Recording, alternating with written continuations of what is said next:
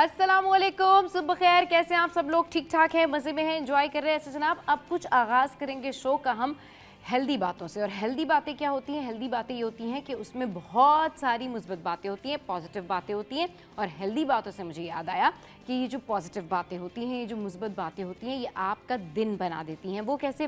वो ऐसे कि जब आप सुबह उठ के कोई ऐसी बात सुनते हैं, कोई ऐसा क्लिप देखते हैं, या घर में ही आपके कोई बहुत अच्छी बात हो रही होती है, तो वो पूरा दिन आपके दिमाग में सर्कुलेट करती है। जैसे कि अगर मैं आज कहूँ कि भाई आपने अच्छा नाश्ता करना है, आपने अच्छी चीज़ें खानी है, और नाश्ते को ना आपने बिल्कुल भी डिग्रेड नहीं करना, बिल्कुल भी मिस नहीं करना। बहुत सारे लोग क्या करते हैं कि वो नाश्ता कम करते हैं और फिर ओवरऑल जो डाइट होती है ना, उसका इस्तेमाल वो अपनी रूटीन लाइफ में ज़्यादा करते हैं। लेकिन आपने नाश्ते को मिस नहीं करना और प्रोटीन से भरपूर आपने नाश्ता करना है। अच्छा, ये जितनी भी चीज़ें हम लोग आपको बता रहे होते हैं ना, इसमें वो लोग शामिल नहीं होते जिनको किसी किस्म की बीमारी होती है, या किसी किस्म की कोई एलर्जी होती है, या कोई और इश्यूज़ होते हैं। ये सारी जनरल चीज़ें, सारी बातें उन लोगों के लिए होती हैं जो लोग ये समझते हैं कि वो फिट हैं, उनके प्रॉपर टेस्ट हुए हुए हैं और उनको किसी चीज़ से कोई एलर्जी नहीं है, कोई प्रॉब्लम नहीं है। तो भाई जो लोग फिट हैं, फाइन है, अपने आप को इसी तरह फिट रखने के लिए, अपने आप को हेल्दी रखने के लिए वो भरपूर तरीके से नाश्ता कर सकते हैं। पराठे खाएं, छोले खाएं जनाब, नाश्ते में यही दिन है, यही विंटर्स हैं जिसमें आप भरपूर तरीके से नाश्ता कर सकते हैं। अंडे खाएं, और अंडे खाना ना नाश्ते में बड़ा ज़रूरी है, क्योंकि अंडे में जो होती है वो प्रोटीन होती है, और प्रोटीन जो है वो लेना बड़ा ज़रूरी है। हेल्दी नाश्ता करेंगे, खुश रहेंगे, आपके ब्रेन सेल्स भी एक्टिव रहेंगे, और यकीन करें कि दिन के 1 बजे तक ये हेल्दी नाश्ता ना आपको बड़ा एक्टिव रखता है। उसके बाद फिर आपने अपनी जो लंच करना होता है वो डेफिनेटली आप करते हैं, लेकिन नाश्ता आपने नहीं छोड़ना है। नाश्ते में आप लस्सी पी सकते हैं, नाश्ते में आप पराठे खा सकते हैं, अंडे खा सकते हैं, और जाके बाहर हलवा पूरी का नाश्ता कर सकते हैं। इसके अलावा आप नाश्ते में कीमा और पूरी भी खा सकते हैं। जी हाँ, there are lot of things. Allah ताला ने हमें बहुत सारी नेमतों से नवाजा है कि हम उसकी नेमतों का जितना शुक्र अदा करें कम है। और ये विंटर सीज़न है, आपने हमें कॉल करके भी बताना है कि भाई आप किस तरह का नाश्ता करते हैं और आपका जो हेल्दी नाश्ता है वो क्या है। ओवरऑल थ्रू आउट आप हमें कॉल कर सकते हैं और अपने नाश्ते के बारे में हमें बता सकते हैं। चलिए जी, बढ़ते हैं टॉप स्टोरीज़ की जानिब। और आज की टॉप स्टोरीज़ क्या है? तो आज की टॉप स्टोरी का आगाज़ करते हैं एक सैड न्यूज़ से, और ये है हैवी ट्रैफिक डंपर इशू, जिसमें हुआ कुछ इस तरीके से है कि कराची में हैवी ट्रैफिक के जानलेवा हादसा जारी। वाटर टैंकर और ट्रक की टक्कर से 2 मोटरसाइकिल सवार जाँ बहक। कराची में हैवी गाड़ियों के बायस हादसात ना रुक सके। अच्छा जी, आगे बढ़ते हैं और अब कुछ बात करेंगे हम डबल बसेस के हवाले से। अच्छा जी, ये डबल बसेस की बात हो रही है। कराची में आइंदा हफ्ते से डबल डेकर और नई ईवी बसें चलाने का फैसला किया गया है। हुकूमत सिंध ने कराची में आइंदा हफ्ते से डबल डेकर बसेस और नई ईवी बसें चलाने का ऐलान किया है, जबकि सूबे के दीगर अजला में पीपल्स बस सर्विस के नए रूट्स भी शुरू किए जाएंगे। अच्छा जी, नेक्स्ट है जनाब एग्रीमेंट, और ये बड़ा ज़बरदस्त जो है वो डील है, बड़ी ज़बरदस्त जो है ये दोनों कंपनीज़ के दरमियान जो है वो मुआहदा हुआ है। और ये मुआहदा जो है वो कुछ इस तरीके से है कि पाकिस्तान और अमरीकी निजी कंपनीज़ के दरमियान रेयर अर्थ मिनरल्स और कीमती धातों पर बड़ा मुआहदा सामने आया है। पाकिस्तान की निजी कंपनी हिमालयन अर्थ एक्सप्लोरेशन ने अमरीकी कंपनी नोवा मिनरल्स के साथ रेयर अर्थ मिनरल, कीमती धातों, टेक्नोलॉजी ट्रांसफ़र और प्रेस गोल्ड के हवाले से अहम मुआहदा कर लिया है। अच्छा जी, नेक्स्ट क्या है? नेक्स्ट कुछ इस तरीके से है कि डंपर ट्रैकर्स, कराची में डंपर्स पर ट्रैकर्स की तनसीब का आगाज़ कर दिया गया है। भारी गाड़ियों की मॉनिटरिंग मजीद सख्त की जाएगी। सिंध हुकूमत के हैवी ट्रैफिक से मुतालिक नए कानून के बाद कराची में डंपर्स पर ट्रैकर्स की तनसीब शुरू कर दी गई है। अच्छा जी, नेक्स्ट टॉप स्टोरी हमारी है कि कराची के हवाले से कि कराची में गैर महफूज और गैर कानूनी LPG दुकानों के खिलाफ क्रैकडाउन किया जा रहा है। कराची इंतजामिया ने गैर महफूज और गैर कानूनी LPG दुकानों के खिलाफ कार्रवाई करते हुए 18 दुकानें सील कर दी और 45,000 रुपये जुर्माना आयद किया है। अच्छा जी, अब कुछ बात कर लेते हैं मेयर कराची मुर्तज़ा वहाब साहब के हवाले से। मेयर कराची मुर्तज़ा वहाब का रात गए गुलशन इकबाल का दौरा, K4 मंसूबे पर ब्रीफिंग दी। स्क्रीन पर आप मनाजिर भी देख सकते हैं, कल रात के मनाजिर है। मेयर कराची बैरिस्टर मुर्तज़ा वहाब ने रात गए गुलशन इकबाल का दौरा किया। उनके हमरा MD वाटर बोर्ड और WSSIP के सरबराह भी मौजूद थे। अच्छा जी, नेक्स्ट बात करेंगे हम ट्राई नेशन सीरीज़ के हवाले से। पाकिस्तान ने सहमुल्की T20 सीरीज़ के पहले मैच में जिम्बाब्वे को 5 विकेटों से शिकस्त दे दी। रावलपिंडी में ये मैच खेला गया। जिम्बाब्वे ने 148 रन का हदफ बनाया, जिसे पाकिस्तान ने आखिरी ओवर में 5 विकेटों के नुकसान पर हासिल कर लिया। ये तो थी जनाब हमारी टॉप स्टोरीज़ जो मैंने आपके साथ में शेयर की। अब सिटी अपडेट्स की बात करते हैं। और सिटी अपडेट्स क्या हैं? सिटी अपडेट्स में सबसे पहले बात करते हैं मौसम की। कराची का मौसम जो है वो औसम है। और जनाब महकमा मौसमियात क्या कह रहा है ये मैं आपको बताती हूँ। तो महकमा मौसमियात कह रहा है कुछ इस तरीके से कि शहर का मौजूदा दर्जा हरारत 21 सेंटीग्रेड। महकमा मौसमियात ऐसा कहना है। हवा में जो नमी का तनासुब है वो 61% रिकॉर्ड किया गया है और दुनिया के आलूदा तरीन शहरों में कराची आ गया जी चौथे नंबर पर। और इसके अलावा पाकिस्तान के आलूदा तरीन शहरों में कराची 10वें नंबर पर मौजूद है। हवा में आलूदा ज़रात की मकदार है वो है 155 पार्टिकुलेट मीटर। तो ये जनाब शहर कायद का ओवरऑल मौसम है जो मैंने आपके साथ में अभी शेयर किया। अच्छा जी, अब कुछ बात कर लेते हैं हम हेल्थ के हवाले से कि हेल्थ सेक्टर में क्या हो रहा है और हुकूमत सिंध जो है इस मामले में कितनी एक्टिव है। तो भाई मेयर कराची मुर्तज़ा वहाब साहब जो हैं उन्होंने इस दफ़ा अब्बासी शहीद अस्पताल में 25 इंक्यूबेटर्स पर मुश्तमिल जो है वो जदीद बच्चों की नर्सरी का इफ्तिताह कर दिया। That's really great. और कि आपने बच्चों की नर्सरी जो है वहाँ पर इफ्तिताह किया। हमें बड़ी ज़रूरत है नर्सिंग केयर के हवाले से, हमें बड़ी ज़रूरत है कि हम बच्चों के ऊपर तवज्जो दें। अच्छा जनाब, अब कुछ जिक्र करते हैं कि जो वेजिटेबल प्राइस है वो क्या है, ताकि आपने ग्रॉसरी करने जाना होगा और जल्दी जल्दी जो है वो हम आपके साथ में वेजिटेबल प्राइस शेयर करते हैं। तो जनाब थोड़ी सी देर बाद हमारी स्क्रीन पर वेजिटेबल प्राइस जो हैं वो पॉपअप होंगे और हम आपको बताएंगे कि जी वेजिटेबल प्राइस क्या है। वैसे आजकल जो सब्जियों के रेट हैं आपने कॉल करके भी बताना है कि आप कैसे ख़रीद रहे हैं सब्जियाँ। टमाटर है 127 पर, इसके बाद आलू है 63 पर, इसके बाद जो है वो लहसुन है 288 पर, इसके बाद है जनाब अदरक 345 पर, और फिर हमारे पास है गाजर 100 पर, फिर हमारे पास जो है क्या है, हमारे पास तुरई है 150 पर, फिर वी हैव लौकी 58, इसके बाद जो है हमारे पास फूल गोभी 46, इसके बाद जो है हमारे पास खीरा है 155 पर, और नेक्स्ट हमारे पास क्या है जी भिंडी है 253 पर, और जनाब प्याज है 115 पर।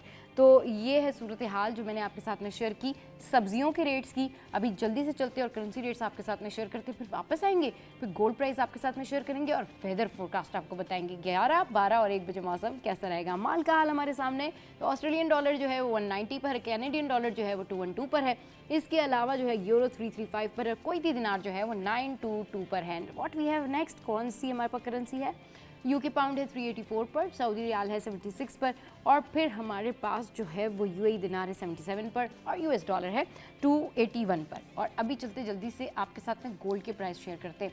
वैसे क्या लोग वाकई शौकीन हैं आजकल बड़ा गोल्ड खरीद रहे हैं या बेच रहे हैं, ये रिसर्च ज़रूर आपके सामने जो है वो हम रखेंगे। लेकिन अभी जो गोल्ड के प्राइस हैं, गोल्ड की जो कीमतें हैं वो कहाँ पहुँची, तो सोना जो है वो मार्केट में सस्ता हो गया है। तो जिन्होंने सोना बनाना है वो फ़ौरन भागें और मार्केट से ये सेट वगैरह चूड़ियाँ सारी चीज़ें ले लें। आलमी मार्केट में सोना $70 सस्ता होकर $4013 फी औंस तक गिर गया। 1 तोला सोना 7000 रुपये सस्ता हो गया। 1 तोला सोना घटकर 4,23,662 रुपये का हो गया है, जबकि 10 ग्राम सोना 6002 रुपये कमी से 3,63,221 रुपये का हो गया है। अच्छा जी, आगे बढ़ते हैं और आपके साथ में शेयर करते हैं वेदर फोरकास्ट 11, 12, 1, 2। मौसम कैसा रहेगा, कहाँ कैसे जाना है और क्या तैयारी करके जाना है, कौन से कपड़े पहन के जाना है, ठंडा मौसम रहेगा या मौसम दरमियाना रहेगा, थोड़ी सी देर में हम आपको वेदर फोरकास्ट बताएंगे। हमारी स्क्रीन पर जो है पॉपअप हो जाएगी। So here we have weather forecast. ये है जनाब 11 बजे 26 सेंटीग्रेड, 12 बजे 28 सेंटीग्रेड, 1 बजे 29 सेंटीग्रेड और 2 बजे 30 सेंटीग्रेड। ये है जनाब मौसम की सूरत हाल। सिंध हाई कोर्ट में क्या कुछ हो रहा है, कौन कौन सी अहम समातें हैं। तो सिंध हाई कोर्ट में जो है वो आज समातें हैं जनाब गैर कानूनी तामीरात के हवाले से। आज जो समातें हैं सिंध हाई कोर्ट में वो जो हैं तजावुज़ात से मुतालिक समातें हैं और सज़ाओं के खिलाफ अपीलों पर समात होगी। कायम मुकाम चीफ जस्टिस ज़फ़र अहमद राजपूत की सरबराही में 2 रुकनी बेंच जो है समात करेंगे। इसके अलावा तफ्तीशी अफसरान पेशरफ रिपोर्ट अदालत में जमा कराएंगे। कायम मुकाम चीफ जस्टिस ज़फ़र अहमद राजपूत की सरबराही में 2 रुकनी बेंच करेंगे। अच्छा जी, ये हो गई वो तमाम तर सिटी अपडेट्स जो मैंने आपके साथ में शेयर की। अच्छा, वेदर फोरकास्ट जो है ना, जब मैं आपको बताती हूँ तो मुझे इस हवाले से आप लोग के बहुत सारे मैसेज आते हैं कि भाई ओवरऑल जो है वो आप बता देती है तो बड़ा अच्छा हो जाता है, पता चल जाता है कि आज क्लाउडी रहेगा, आज कितना जो है वो वेदर कंजेस्टेड रहेगा, कंजेशन रहेगी वेदर में, और कितना ड्राई रहेगा। तो भाई ये हम आपके लिए करते हैं क्योंकि आप हमें कहते हैं कि आपको सिटी अपडेट्स जो है वो सुननी है, जाननी है। जनाब शो में यह वक्त तो एक ब्रेक का, क्योंकि मेरी चाय आने वाली है, आप भी टी ब्रेक ले लें और उसके बाद वापस आएंगे। हमारे करस्पॉन्डेंट हमें टॉप स्टोरीज पर बात करने के लिए ज्वाइन करेंगे। आपने कहीं नहीं जाना, हमारे साथ रहना। Keep watching city at 10।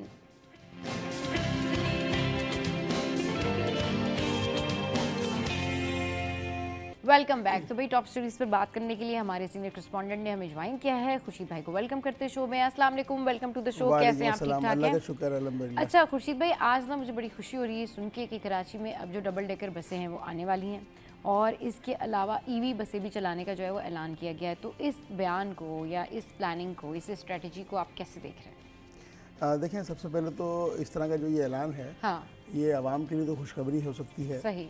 और जो कराची का ट्रैफिक का जो फ़्लो है वो ज़्यादा होता है। हाँ। तो अब ये लाहौर में या लंदन में, न्यूयॉर्क की बसों पे तो मैं चलती फिरती दौड़ती हुई नज़र आती हैं। और अब ये ऐलान खुशाइन है।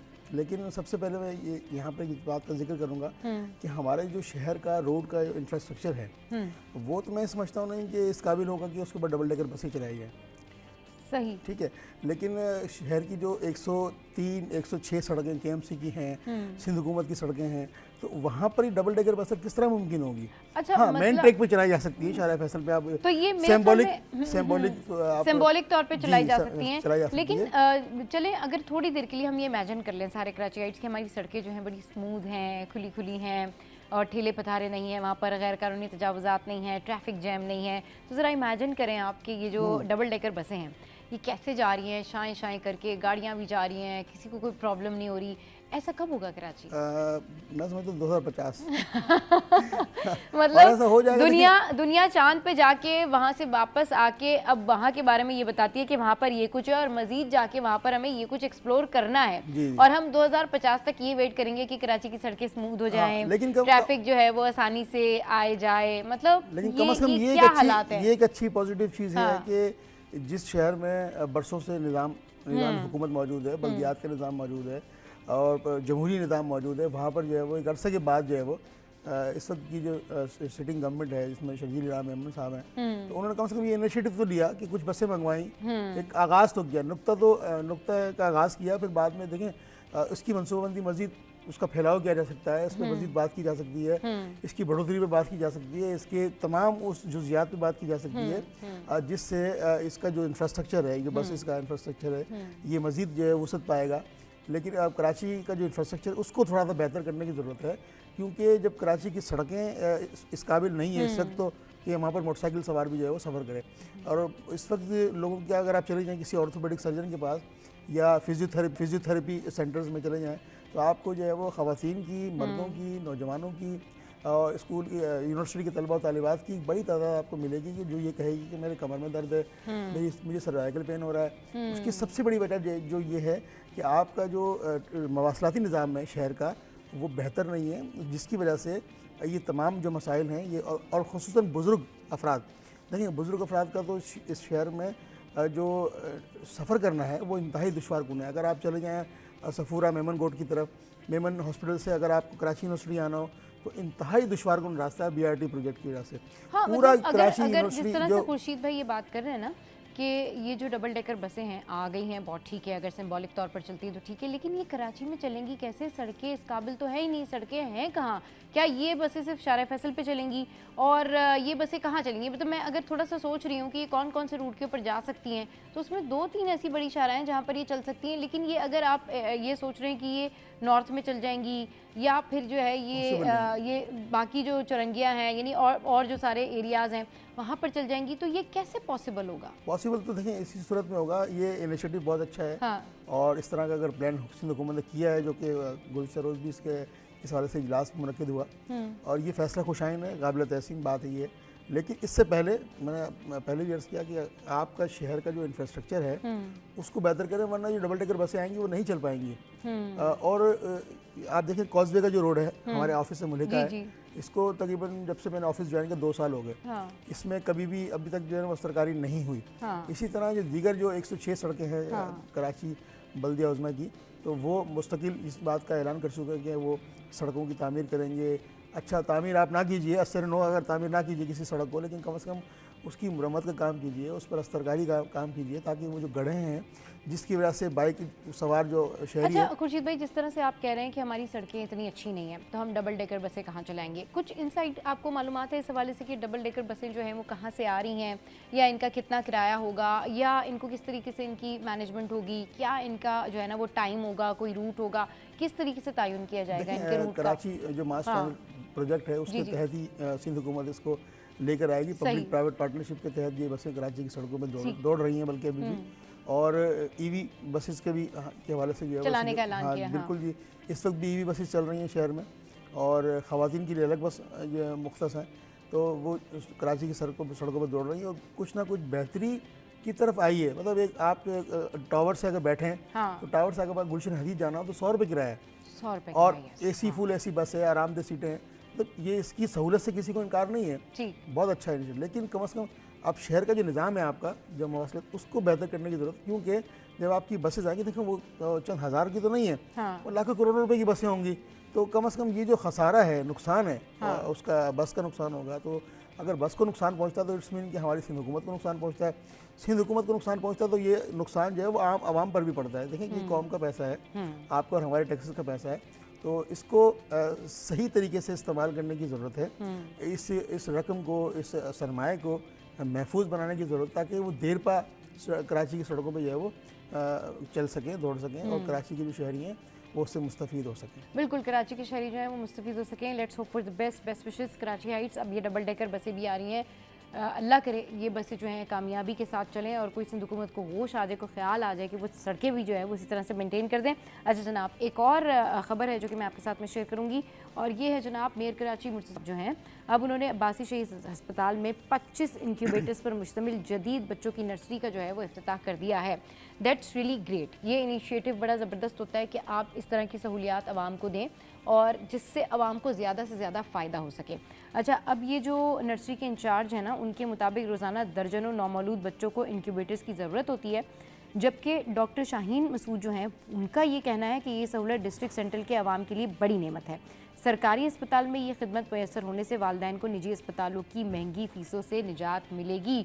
तो हम जो अब्बासी शहीद हॉस्पिटल के हवाले से ये बातें करते आए ना कि भाई अब्बासी शहीद हॉस्पिटल जो है वहाँ पर बहुत सारी ऐसी सहूलियात हैं जो कि नहीं मिलती आवाम को, वहाँ पर आपको उस तरह से केयर नहीं मिलती।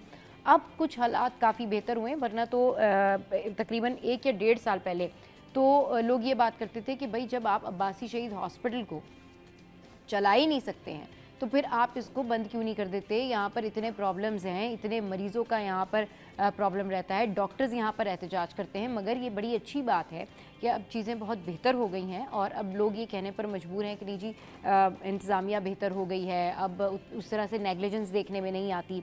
तो ये जो 25 इनक्यूबेटर हैं अब जो ये लाए गए हैं आवाम की सहूलत के लिए, बच्चों के लिए, इसको आप कैसे देख रहे हैं, कितना ज़्यादा फ़ायदा हो जाएगा? क्योंकि वाकई बात तो ठीक है कि डिस्ट्रिक्ट सेंट्रल के लिए ये किसी नेमत से कम तो नहीं है। बिल्कुल ऐसी है, किसी नेमत से वाकई कम नहीं है। हाँ। और जो सिंध हुकूमत का जो ये इक़दाम है, जो बल्दिया, क्योंकि जिना हॉस्पिटल सिंध हुकूमत उसको देख रही होती है कि THU हॉस्पिटल है ना, और जो अब्बासी शहीद हॉस्पिटल है, क्योंकि नॉर्थ कराची, न्यू कराची, फिर कटी पहाड़ी, और फिर बल्दिया का जो इलाका है, ये पूरे और उसके अलावा कुछ सेंट्रल का इलाका, ये वो सारा एरिया है जो जिना हॉस्पिटल जो है सरकारी तौर पर उसको कवर करता है। लेकिन ये जो आप देखें बल्दिया में कराची का जो मेयर का, एडमिनिस्ट्रेटर का जो सिस्टम, पूरा निज़ाम देख रहे हैं आप, बतदरीज चलता हुआ आ रहा है ना, लेकिन इस हॉस्पिटल को उस तरह से इक्विप नहीं किया गया जिस तरह होना चाहिए। और बच्चों की जो निगहदाश्त का मामला है, जिस तरह NICH है सिंध हुकूमत का, इसी तरह सिंध के दीगर शहरों में भी इसको बनाया गया है।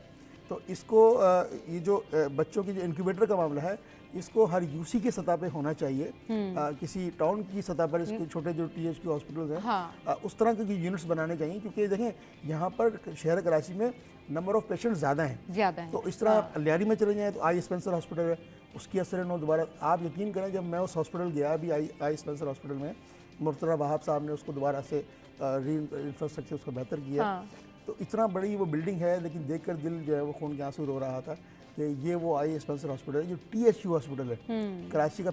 मैं ये बहुत पुराना कदीमी हॉस्पिटल है, लेकिन वहाँ के ऑपरेशन थिएटर बंद थे, वहाँ पर पेशेंट की बैठने की जगह नहीं थी, डॉक्टर्स के रूम नहीं थे, और इसी तरह जो वहाँ पर किसी भी सतह की कोई सहूलत मौजूद नहीं थी, मतलब बिल्कुल वो खंडरात का मंजर पेश कर रहा था। फिर जो इस वक्त जो सिटी गवर्नमेंट है, आप साहब उसके मेयर हैं, तो उन्होंने इसको इनिशिएटिव लिया। इसी तरह अब ये अब्बासी में इनिशिएटिव लिया है। इसको थोड़ा सा बढ़ाने की ज़रूरत है। राइट। इस जो इनक्यूबेटर का मामला है, बच्चों की निगहदाश्त में अब जब सीज़न आएगा सर्दियों का, हाँ। तो इसमें एलर्जिक पेशेंट बच्चे ज़्यादा हो जाते हैं। फिर जो नौमौलूद बच्चे होते हैं बिल्कुल, हाँ, उनको डिफरेंट उनको हाँ जी, प्रॉब्लम उनको भी होती है। इंक्यूबेटर हाँ चाहिए होता है। फिर लोग दौड़ फिर रहे होते हैं कहीं जी। किसी प्राइवेट हॉस्पिटल जाते हैं, किसी प्राइवेट इंक्यूबेटर सेंटर जाते हैं। हाँ। तो ये एक अच्छा इकदाम है जिसमें मैं काबिल तहसीन इसको करार दूंगा, लेकिन इसको थोड़ी सी वसअत देने की ज़रूरत है। इसको फुर्सत देने की जरूरत है। 25 इंक्यूबेटर अगर डिस्ट्रिक्ट सेंटर की बात करें तो वैसे देखा जाए तो नाकाफी है, नाकाफी, लेकिन कम से कुछ कम ना होने से कुछ होना तो उन्होंने अपना बेहतर है। हिस्सा तो चले मिलाया। एग्जैक्टली 25 इंक्यूबेटर ही सही। और ये बड़ा एक अच्छा इनिशिएटिव है और ये हेल्थ वाइज जो है बहुत ठीक रहता है कि अगर इस तरीके से सिंध गवर्नमेंट जो है वो इकदाम करे। ओवरऑल जो हॉस्पिटल्स का निज़ाम है वो आप भी जानते हैं कि इमरजेंसी केयर हमारे यहाँ किस तरीके से क्या सारा जो है वो सिनेरियो होता है। अच्छा जी, एक और ख़बर भी जो है वो शेयर करते हैं और ये खबर जो है एलपीजी के हवाले से कि कराची में गैर महफूज और गैर कानूनी एलपीजी दुकानों के ख़िलाफ़ अब क्रैकडाउन शुरू हो गया है। और ये बड़ा ब्रेक थ्रू है कि कराची इंतज़ामिया ने गैर महफूज और गैर कानूनी एलपीजी दुकानों के ख़िलाफ़ कार्रवाई करते हुए 18 दुकानें सील कर दी और 45,000 रुपये जुर्माना आयद किया। अच्छा, कमिश्नर कराची हसन नकवी ने हिदायत की है कि तमाम डिप्टी कमिश्नर्स अपने इलाकों में एलपीजी दुकानों की सख्ती से जांच करें और हिफाजती उसूलों पर अमल ना करने वालों के खिलाफ कानूनी कार्रवाई करें। तो कहते हैं ना कि ये जो चलते फिरते ये जो इस तरह के होते हैं ना, जो गैर कानूनी एलपीजी सेंटर्स या दुकानें या ये मौत के टिकट बांट रहे होते हैं। मतलब ये फ्री में आपको ना, यानी कि ये ऐसे होते हैं कि ये आपके लिए ये एक जहर आलूद बात है कि आप इस तरीके से ये गैर कानूनी एलपीजी लेकर आते घर में, इनकी कोई जो है ना पता नहीं होता कि कितने मयारी हैं कितने गैर मयारी हैं, आपके घर में क्या हादसा होता है क्या नहीं होता। इससे पहले भी हमने इस हवाले से बात की थी, अब इन लोगों पर क्रैकडाउन शुरू हो गया है। सो व्हाट विल यू से ऑन दैट? सबा साहबा, ये क्रैकडाउन की जो खबर है ये हमेशा से हर 3 महीने बाद आप इसको सुन रहे होंगे। ये एक गज़ेटेड प्रेस रिलीज़ है जो मुस्तकिल तौर पर जो है वो मीडिया को दी जाती है कि अब जो है वो दोबारा क्रैकडाउन शुरू हो गया। क्रैकडाउन शुरू होना ही चाहिए और होते रहना चाहिए। ये बंद क्यों होता है? सवाल तो ये है कि मेरा सवाल है कमिश्नर साहब से कि ये जो ऑपरेशन है ये बंद क्यों होता है और हर 3 महीने बाद दोबारा से यही प्रेस रिलीज जो है वो दोबारा मीडिया को सर्कुलेट कर दी जाती है कि अब जो है वो क्रैकडाउन होगा और कोई भी इलीगल जो है एलपीजी फरोख्त नहीं कर सकेगा, जबकि मंजरनामा शहर का कुछ और है। अगर पस मंजर आप देखें तो माजी में कई बच्चों की वेंस में धमाके हो चुके हैं, सिलेंडर फट चुके हैं और अदालती हुक्म था कि अब जो स्कूल बच्चों की वैन होगी उसमें सिलेंडर यूज़ नहीं होगा और जो पब्लिक ट्रांसपोर्ट होगी उसमें सिलेंडर यूज़ नहीं होगा। आप देखें सोराबगढ़ आप चले जाइए, कमिश्नर साहब तो हमसे ज़्यादा जानते हैं लेकिन जाते नहीं हैं। अपने रूम से निकले, अगर थोड़ी सी वो मीटिंग्स कम कर दें ना अपनी, ये जो हमारे ब्यूरोक्रेट्स लोग हैं ये अगर मीटिंग्स कम कर दें दफातर में तो बहुत अच्छा काम हो सकता है। इनको मीटिंग से फुर्सत नहीं मिलती, आवाम के पास जाते नहीं हैं। आवाम की सिर्फ ये जो प्रेस रिलीज हैं इनके मीडिया कोऑर्डिनेटर्स जो है वो इसको उन्होंने रखी होती संभाल के कि हाँ इस मौके पर ये बना के देनी है। तो ये वही जो प्रेस रिलीज है ये सर्कुलेट होती रहती है।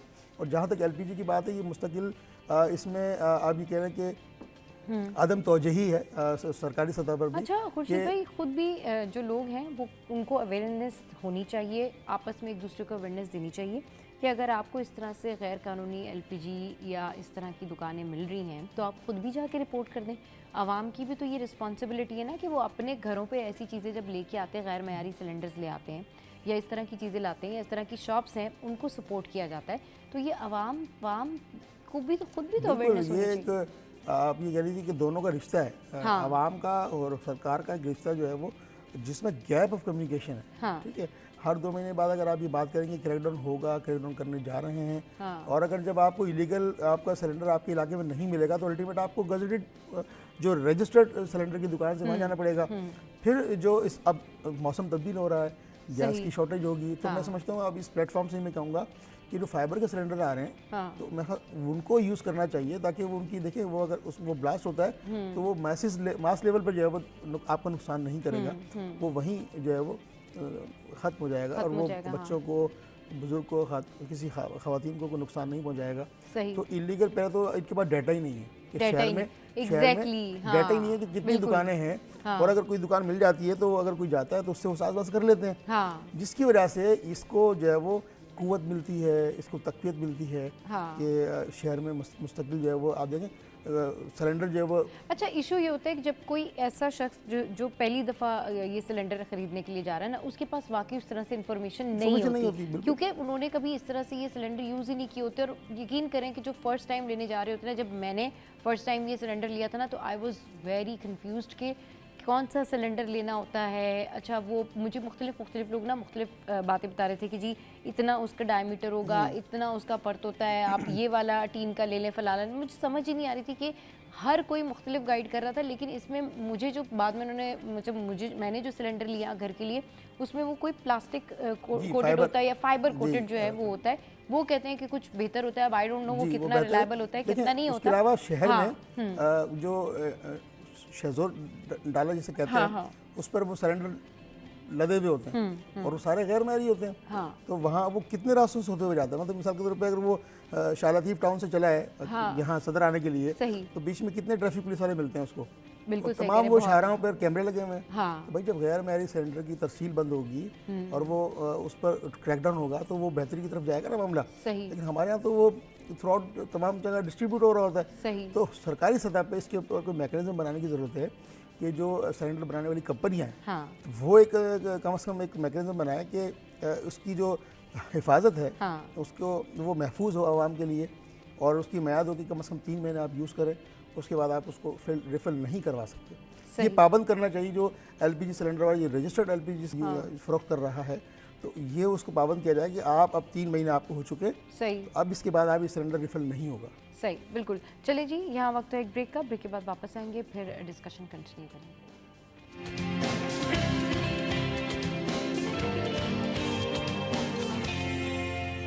Welcome back. तो जनाब, जहाँ पर कुछ ऐसी खबरें भी होती हैं जो कि बहुत सैड कर देती हैं आपको, वहाँ पर कुछ ऐसी खबरें भी होती हैं जो आपको बड़ा खुश कर देती हैं और आपके अंदर पॉजिटिव एनर्जी भी आ जाती है। अच्छा, अगर मैं बात करूँ ना, ओवरऑल हमारी एंटरटेनमेंट इंडस्ट्री तो वो बहुत अच्छी जा रही है। ओवरऑल अगर इकॉनमी की बात करें तो वो बहुत अच्छी जा रही है, लेकिन सियासी ब्लेम गेम जारी है। अगर कोई चीज़ परेशान कुन है, अगर कोई शहर जो है जिसके मसाइल ख़त्म होने का नाम नहीं लेते ना, तो वह है कराची।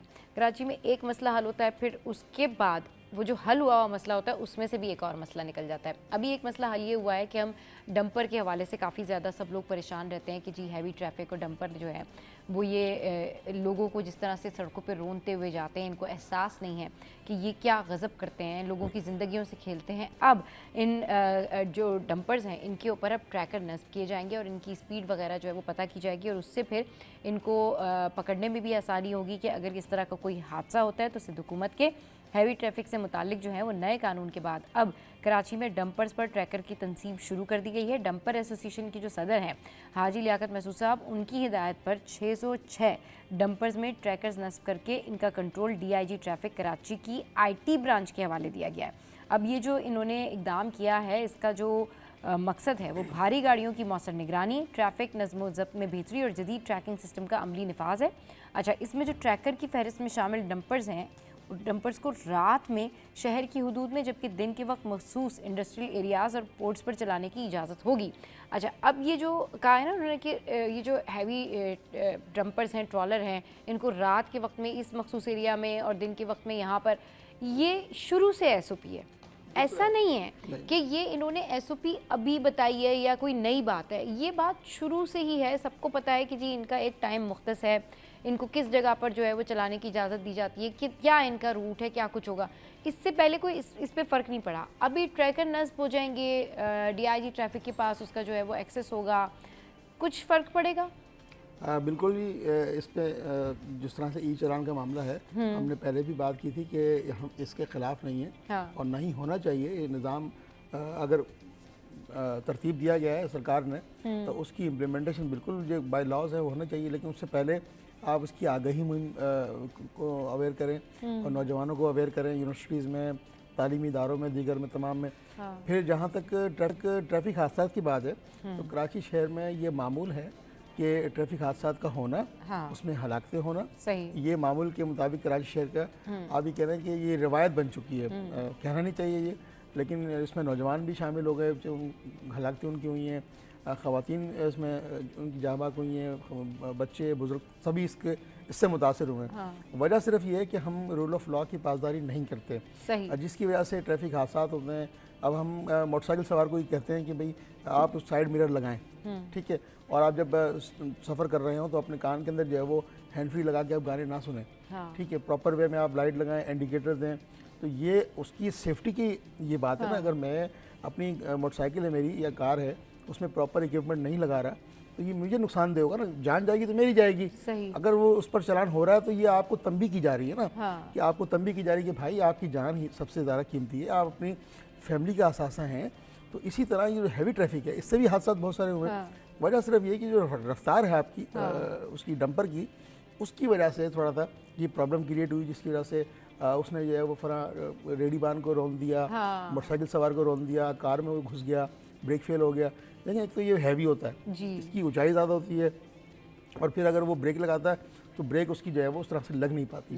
तो अब ये जो सिस्टम इसमें बनाया कि 606 डंपर्स को इन्होंने उसमें ट्रैकर नस्ब किए हैं, और उसकी तरह तो हज़ारों में है जो डंपर्स कराची के शहर में सफ़र करते हैं, और उस निज़ाम को इन्होंने डीआईजी ट्रैफिक के आईटी सिस्टम से मुंसलिक किया है। जी। और इसकी जो रफ्तार मुकर्रर की है वो 40 किलोमीटर फ़ी घंटा। अच्छा, इसकी रफ्तार जिस तरह से आप कह रहे हैं ना कि 40 किलोमीटर फ़ी घंटा है, और अब कोई डंपर जो है इस तरीके से एक्सीडेंट नहीं कर सकता। जो लोगों के साथ ये उनको सड़कों पर रोनते हुए जाते हैं ना, अब ये नहीं चलेगा, क्योंकि अब इनके जो डंपर्स हैं उन पे अब ट्रैकर नस्ब होगा, और उसका जो कंट्रोल है वो डेफिनेटली डीआईजी जो है डीआईजी ट्रैफिक जो है उनके पास होगा। तो आप कैसे देख रहे हैं? ये तो एक ब्रेक अच्छा है, ये अच्छा ब्रेक थ्रू। मेरी मुस्तकिल हाजी लियाकत महसूस साहब से बात हुई इस हवाले से, तो उन्होंने कहा कि देखें कराची शहर का जो भी नौजवान है, जो बुजुर्ग है, वो मेरा बुजुर्ग है। तो अब जो लॉ है, जो कानून है, उसकी पासदारी करवाना जो ट्रैफिक पुलिस है उसकी जिम्मेदारी है। मेरे डंपर से किसी की जान जाती है तो मुझे दुख होता है, अफसोस होता है, लेकिन बिला वजह अगर मेरे उसको डंपर को जलाएगा तो करोड़ों रुपए का दोनों साइड से प्रोटेक्शन। देखिए अब दोनों साइड से प्रोटेक्शन रहेगी ना, क्योंकि जो डीआईजी ट्रैफिक है उनके पास अब ये जो ट्रैकर है नस्ब किए जा रहे हैं, इसका एक्सेस है। ये एक बहुत बड़ा ब्रेक थ्रू है, क्योंकि अगर किसी की स्पीड ज़्यादा होगी, किसी भी डंपर से कोई एक्सीडेंट होगा, तो डायरेक्टली अब उनको पता ही होगा कि क्या स्पीड थी, क्या प्रॉब्लम थी, क्या हुआ। एक बात और इसके अलावा जो लोग डंपर जला देते हैं उनको भी ये पता होगा कि ये ट्रैक हो रहे हैं, उनको भी ये पता होगा कि अब इस पे क्रैकडाउन होगा। इससे पहले भी जब बात हुई थी कि बैक कैमरा लगेगा, तो सबसे पहले हाजी लियाकत महसूद ने इस पर लब्बैक कहा और कहा कि हमारे जितने भी डंपर्स होंगे आप उसमें बैक कैमरा लगाएंगे। उसको खुद मैंने भी रिपोर्ट किया, मैं गया सोहराब कोर्ट और वो डंपर्स को मैंने रिपोर्ट किया। और बैक देखें, सरकार अगर कोई उनको हिदायत कर रही है और उसके ऊपर वो अमल दरामद कर रही है, पॉजिटिव साइन है। तो इस तरह करके हम बतौर शहरी हमें भी इस बात को मानना होगा कि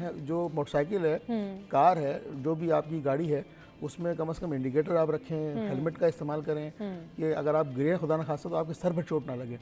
प्रोफेसर जो एलडी यूनिवर्सिटी के वाइस चांसलर हैं सरोज लोधी साहब, उनका एक ही बेटा था, और वो हेलमेट ना पहनने की वजह से ज़मीन पर गिरा और तो खून बह गया और वो उसकी मौत वाक़या हो गई। तो कम से कम बीइंग अ शहरी मोटरसाइकिल सवार हेलमेट को पहनना यकीनी बनाएं, मोटरसाइकिल में हेडलाइट को ऑन रखें, और आपकी जो इंडिकेटर्स हैं उसको यकीनी बनाएं। तब कहीं जाके ये देखिए, ये पूरा गुलदस्ता है, एक दूसरे से हम कनेक्टेड हैं। ये जो ट्रैफिक का इशू है ना, ये बिल्कुल ठीक कह रही है, इंटरकनेक्टेड है। इसमें आवाम का भी उतना ही ताउन चाहिए, इसमें जो दीगर अहलकार हैं, मुताल्लिका हुकाम है, उनका भी उतना ही ताउन चाहिए, और जो लोग हैं उनको अपनी स्पीड का ख्याल रखना पड़ेगा। What do you think Khurshid भाई कि अभी ये जो ईवी चलान वाला सिस्टम है, इससे लोगों में थोड़ा सा डर पैदा हुआ, इससे लोग थोड़ा सा स्टेबिलिटी के साथ अब ड्राइविंग करने लगे हैं, थोड़ा सा जो इररिस्पॉन्सिबल बिहेवियर था कराची हाइट्स का, वो मुझे लगता है थोड़ा सा कम हो गया। मैंने रात शारा फैसल पे सफ़र किया जी, तो हम खुद 60 की स्पीड में हम जा रहे थे, और हमने जो लैंड क्रूजर जो शारा फैसल पे रात में नज़र नहीं आती, अगर आप इस ई चलान से पहले अगर शारा फैसल पे रात में अगर कभी आपका गुजर हो, तो बड़ी जो हैवी गाड़ियाँ V8 हो गई, इस तरह की जो लैंड क्रूजर्स गाड़ियाँ हैं, तो अगर वो आपको नज़र आई है शारा फैसल पे, तो बाद में आपको हद निगाह आपको गायब हो जाएगी। उसकी स्पीड जो है वो ओवर स्पीड बहुत होती है, उसकी वजह से हादसा भी हुए बहुत सारे। कारसाज पे एक हादसा बड़ा मशहूर हुआ था, वो खातून थी, उन्होंने बच्चों को रोन दिया था। तो अब इस स्पीड को मुकर्रर करने में उससे जो है वो कम से कम हादसात में तो कमी आएगी, और जो छोटे मोटे हादसा वैसे हो जाते थे उसमें भी कमी वाक़ई होगी। और फिर ई चलान का मामला ये हुआ है कि आप सीट बेल्ट पहनना शुरू कर दिया है। ड्राइवर ने भी और साथ में जो बैठे शख्स है उसने भी। मैं भी, हम लोग भी पहले सीट बेल्ट नहीं पहनते थे जब बराबर में बैठते थे, तो हमने भी उसकी पासदारी शुरू कर दी है। तो कम से कम एक आहिस्ता आहिस्ता मूवमेंट तो बनी शुरू हुई है कि जो बड़ी लैंड क्रूजर गाड़ियाँ थी तो हम लोग भी बिल्कुल स्मूथ वे में जा रहे थे। मैंने कहा भाई देखें ये फ़र्क हो रहा है, आपके पास भी लैंड क्रूजर, हम लोग इसमें बैठे हुए हैं, सामने भी जा रही है, तो वो नज़र आ रही है आपको कि प्रॉपर वे में गाड़ी जा रही है इसमें, तो ये कम से कम इससे फ़र्क तो पड़ा। इससे फ़र्क तो बहुत पड़ता है। और बात वही है कि हमारा जो ट्रैफिक का निज़ाम है ना, अब इसको बेहतर बनाने की बड़ी ज़रूरत है। और अब जिस तरह से कहते हैं ना, जब रूल बनता है तो फिर कोई ना कोई फ़र्क ज़रूर पड़ता है। अगर जो लोग फॉलो नहीं करते, डेफिनेटली उनको चालान होगा, डेफिनेटली उस हवाले से सज़ाएं। तो रूल फॉलो करना और रूल फॉलो करवाना, ये बहुत बड़ा काम होता है। क्योंकि अब ये जो डंपर्स वाला इशू है ना, ये इतना बड़ा इशू है कि इसको सॉल्व होना ही था। और अब इसको खुद जो है वो DIG ट्रैफिक जो है अगर मॉनिटर करेंगे तो मेरे ख्याल में इसमें बेहतरी आनी चाहिए। अब मेरे ख्याल में कोई ये नहीं कह सकता कि जी ये प्रॉब्लम है या वो प्रॉब्लम है, तो दोनों साइड से, चाहे अवाम हो या फिर मुतालिका हुकाम हो, उन दोनों साइड से अब दोनों लोग अलर्ट हैं। But let's hope for the best कि मज़ीद इस हवाले से कोई ऐसा हादसा, मज़ीद इस हवाले से कोई ऐसी सिचुएशन सामने ना आए, अल्लाह करे सिचुएशन बेहतर हो।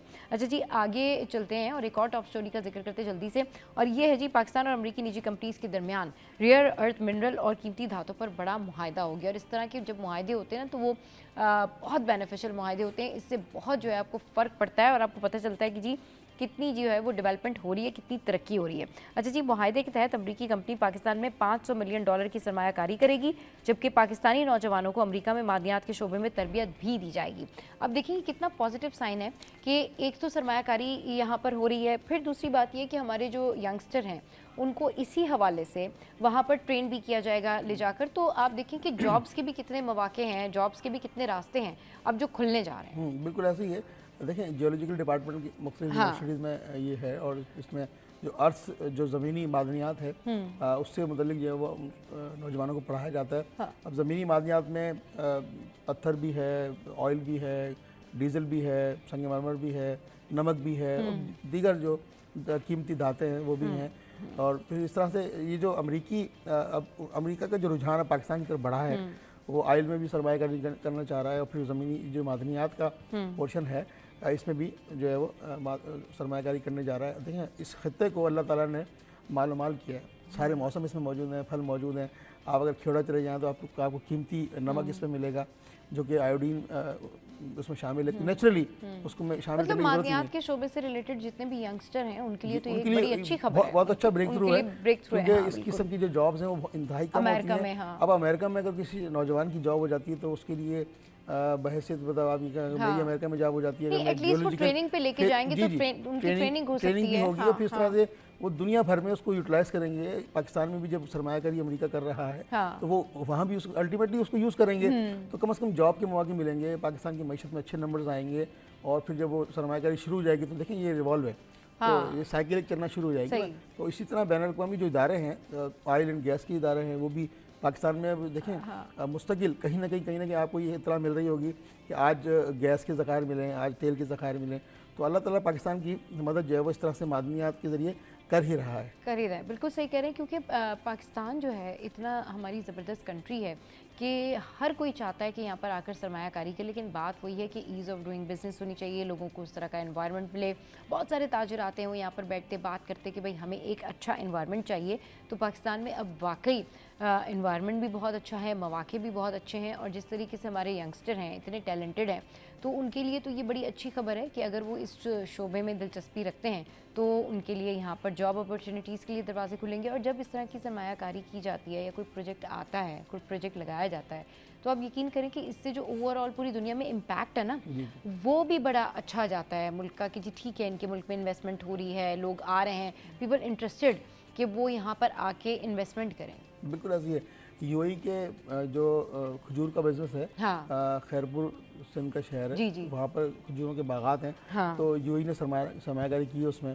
फिर बलूचिस्तान में उन्होंने अपने दरख्त लगाए हैं खजूर के, तो खजूर का बिजनेस इस तरह बढ़ रहा है। तो फिर इस तरह जिस तरह चाइना पाकिस्तान के अंदर अपने इंजीनियर्स को लेकर आ रहा है, मुख्तलिफ प्रोजेक्ट्स को ले रहा है, इसी तरह सऊदी अरब है उसने सरमायाकारी का ऐलान किया। तो ये जो मुख्तलिफ ममालिक के सरमायाकार यहाँ पर आ रहे हैं।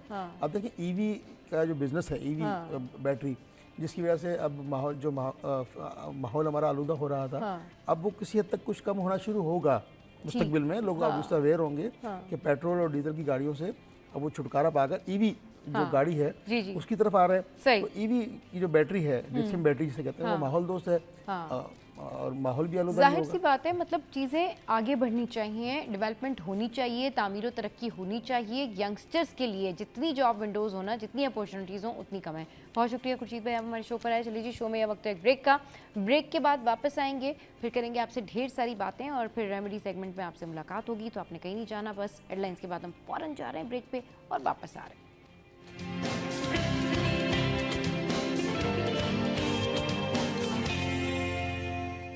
Welcome back. तो जनाब, खुश आमदीद उस सेगमेंट में जो कि हम सबका सेगमेंट है, जिसमें हम डिस्कस करते हैं रेमेडीज़। इस सेगमेंट में हम डिस्कस करते हैं ढेर सारी बातें जो कि आपके और हमारे बहुत काम आती हैं और इसके लिए हमारी टीम बड़ी मेहनत से आपके लिए रिसर्च निकालती है और आपके लिए तमाम ऐसे मसाइल का हल निकालती है जिससे आपको पता चल सके कि रोज़मर्रा ज़िंदगी में कौन से टोटके जो हैं वो आपके काम आ सकते हैं और रोज़ाना आप जो है वो किस तरीके से अपने छोटे छोटे मसाइल जो है वो हल कर सकते हैं। अच्छा जी, जैसे कि एक मसला है और मसला ये है कि भाई जो लोग नए कपड़े लेके आते हैं, अब उसको वॉश करने का मसला होता है। ज़ाहिर है जो फॉर्मल ड्रेसेस होते हैं वो तो आप ड्राई क्लीन करा लेते हैं, लेकिन आपके कुछ ऐसे ड्रेसेस होते हैं जो आपने घर में ही धोने होते हैं और उसके अलावा कोई चारा भी नहीं होता। तो अगर आप चाहते हैं कि आप अपने कपड़े घर में धोएं और वो नए रहें, ख़राब ना हों, बिल्कुल उनके अंदर कोई स्मेल ना हो, तो उसका आसान सा टोटका जो है वो मैं आपके साथ में शेयर करने जा रही हूँ। और टोटका ये है कि कपड़े धोने के बाद मुरझाए मुरझाए लगते हैं तो ये टोटका ज़रूर आपने आजमाना है। आपने ये करना है कि 1 कप पानी में 2 खाने के चम्मच सफ़ेद सिरका मिलाना है। कपड़े धोने के आखिर में ये महलूल डाल दें। बस ये छोटा सा अमल करने से कपड़ों की रंगत तरोताज़ा, कपड़े आपके नरम हो जाएंगे, बदबू गायब हो जाएगी और इस्त्री करना जो है वो बहुत ज़्यादा आसान हो जाएगा आपके लिए।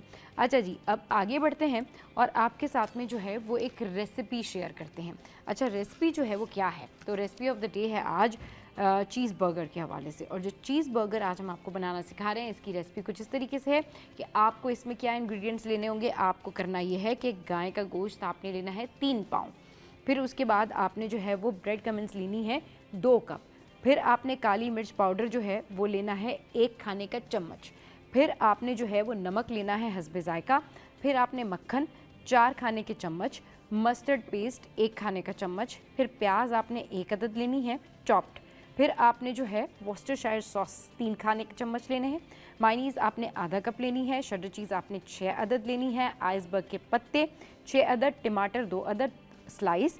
बर्गर और बन जो है वो आपने 6 अदद लेना है। तो क्या क्या चीज़ें हो गई हमारे पास? गाय का गोश्त, ब्रेड क्रम्स और काली मिर्च पाउडर, नमक हस्बे ज़ायका, मक्खन, फिर मस्टर्ड पेस्ट, प्याज, वॉस्टरशायर सॉस, फिर उसके बाद मायनीज़, फिर शटर चीज़, आइसबर्ग के पत्ते, टमाटर और 2 अदद स्लाइस बर्गर बन। अब गोश्त, ब्रेड क्रम्स, मसाले, प्याज, मक्खन, मस्टर्ड और वॉस्टरशायर सॉस को अच्छी तरह मिक्स करके 6 कबाब आपने बना लेने और कुछ देर उसको फ्रिज में रखना है।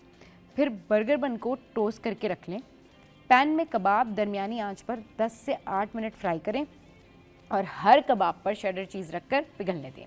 अब बन पर मायनीज़ लगाएं, आइसबर्ग का पत्ता रखें, कबाब रखकर टमाटर के स्लाइस रखें, ऊपर से दोबारा थोड़ा मायनीज़ लगाकर दूसरा बन रख दें। मज़ेदार बीफ चीज़ बर्गर जो है वो जनाब तैयार है।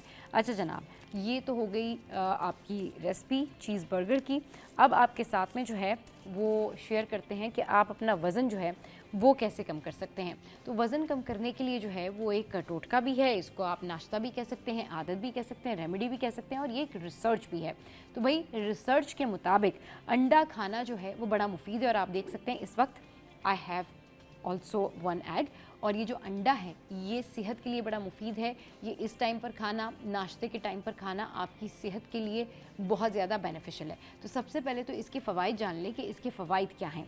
तो जनाब इसके जो फ़ायदे हैं वो हैं कि रोज़ाना 1 अंडा खाने से डेफिनेटली आपकी जो प्रोटीन इंटेक है वो बढ़ जाती है और आपका जो एक हेल्दी लाइफस्टाइल है उसका आगाज़ हो जाता है, क्योंकि आप हेल्दी नाश्ता करते हैं।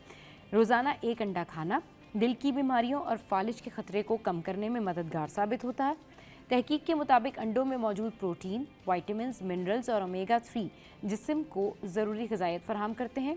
अंडे कम कैलोरी के साथ पेट भरने का एहसास देर तक बरकरार रखते हैं, जिससे वज़न कम करने में भी मदद मिलती है। इनमें मौजूद जो है कोलिन, वो आपके दिमागी अफ़ाल और ल्यूटिन बिनाई के लिए मुफीद है। ये दोनों चीज़ें जो है ना, ये बड़ा बेनिफिशियल हैं।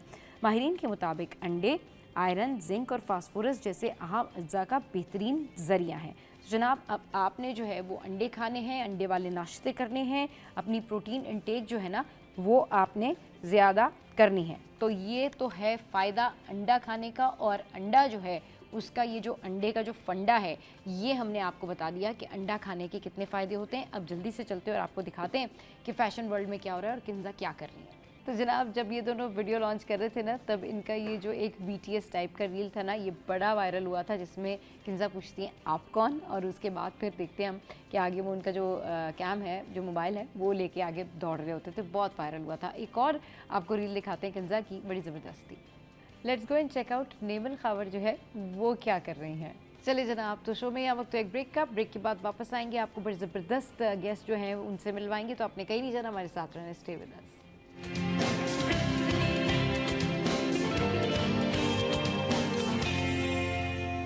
Welcome back. तो जनाब, आप कुछ बात करेंगे हम एक ऐसे टॉपिक पे जो कि घरों में तो बात होती रहती है, और कॉलेज में, स्कूल में, ऑफिस में इस बारे में बात होती रहती है। मतलब अगर 4 कोलीग्स हैं तो वो अगर ऑफिस में हैं, या फिर 4 कोलीग्स हैं अगर वो कहीं और बैठ के बात करें, तो ये कहते हैं देखिए जी फ़लाँ जो लड़का है ना, वो पता नहीं अपने आप को क्या समझता है, या मेरे जो टीचर है ना वो मेरी बात नहीं समझते हैं, या मैंने किसी को ये कहा ना वो मेरी बात नहीं सुन रहा, या इनफैक्ट मैं किसी टेलर के पास गई, उसने मेरी बात नहीं सुनी। उसको लगता है पता नहीं क्या ख़वातीन के पास कोई दिमाग नहीं होता, उसको लगता है कि हम बड़ा कोई इमोशनली सोच रहे होते हैं, या हमारे पास कोई अकल नहीं होती, हम क्रिएटिव नहीं होते। अब ये कैसे पॉसिबल है कि मैंने किसी को बताया है कि जी आप कुछ ऐसा डिज़ाइन बना दें या ये सारा कुछ कर दें, तो वो आपको कहते हैं जी आपको नहीं पता, आपको इतना तजुर्बा नहीं है, मैं जानता हूँ, मुझे ज़्यादा पता है। तो ये जो लाइन है ना कि मुझे ज़्यादा पता है, ये ख़वातीन को बड़ा हर्ट करती है कि ठीक है, किसी को किसी से ज़्यादा पता हो सकता है, कम ज़्यादा पता हो सकता है, नॉलेज किसी की ज़्यादा हो सकती है, किसी की कम हो सकती है, लेकिन जेंडर डिस्क्रिमिनेशन नहीं होना चाहिए। ख़वातीन भी उतनी ही समझदार होती हैं, ख़वातीन भी उतनी ही क्रिएटिव होती हैं, ख़वातीन भी उतना ही अपने अंदर विजन रखती हैं जितना कोई दूसरा इंसान रखता है। तो आज इस बारे में बात करेंगे कि हम जिस सोसाइटी में रहते हैं, इस सोसाइटी में ख़वातीन अपने आप को कैसे बनवा सकती हैं, वो ये कैसे बता सकती हैं कि अगर ट्रैफिक जैम हो रहा है, ज़रूरी नहीं है कि कोई खातून हो और उन्हीं की गाड़ी स्टक हुई हुई हो, ये भी ज़रूरी है कि कोई वहाँ पर बड़ा हैंडसम इंसान का बंदा मौजूद हो, जिससे गाड़ी चलाने में कोई प्रॉब्लम हो गई हो, जिसकी वजह से ट्रैफिक जैम हो गया हो, जिसका कोई और प्रॉब्लम हो। लेकिन ट्रैफिक जैम होता है तो कभी ख़वातीन ये बात नहीं करती हैं कि देखिए जी आगे जो है वो कोई बस ड्राइवर होगा, आगे जो है वो कोई ऐसा शख्स होगा जो जा रहा होगा हेडफोन्स लगा के और उसको कोई परवाह नहीं होगी। लेकिन अगर ट्रैफिक जैम हो जाए और कोई मर्द गाड़ी में बैठा हो तो वो कहता है यकीनन कोई खातून होगी। तो ये जो एक ओवरऑल पूरा सिनेरियो है, इसके ऊपर बात करने के लिए आज हमारे साथ मौजूद हैं माहीन खान जो कि एजुकेशनिस्ट हैं, इसके अलावा Sania Zaidi certified trainer, life coach भी हैं, और हमारे साथ हैं उरूसा मोहसिन। इन तीनों को शो में वेलकम करते हैं। अस्सलाम वालेकुम, वेलकम टू द शो। कैसे आप लोग, ठीक ठाक हैं? चलिए जी, माहीन से स्टार्ट करते हैं और माहीन से पूछते हैं कितना मुश्किल होता है ख़वातीन के लिए अपने आप को जस्टिफाई करना, अपने आप के बारे में बताना कि भाई हम सारे काम कर सकते हैं, हम किसी से कम नहीं हैं। Thank you so much. And थोड़ा सा मैं यहाँ करेक्ट करना चाहूँगी कि I also represent as a founder women chamber of commerce and industry. तो उसमें ये है कि वुमेन एम्पावरमेंट की जब हम बात करते हैं, एंटरप्रेन्योरशिप की बात कर रहे होते हैं, तो देखिए it is a challenging way to आप अपने आप को इंक्लूसिव करें इन सोसाइटी में। सबसे पहले जो आप इंट्रो दे रहे थे तो उस पर मेरे माइंड ने ये कहा कि it's about the mindset of people, the society we live इन।